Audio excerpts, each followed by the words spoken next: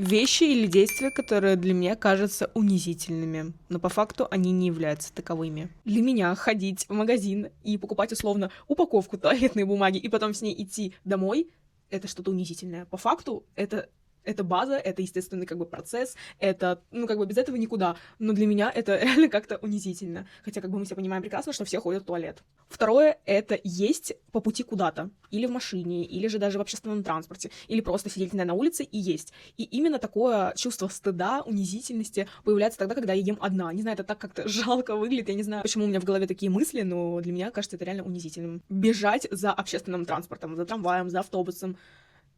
Но тут, мне кажется, ничего не надо говорить. Это трэш. Это реально выглядит унизительно. Поэтому я почти никогда за ним не бегу. Могу себе это позволить.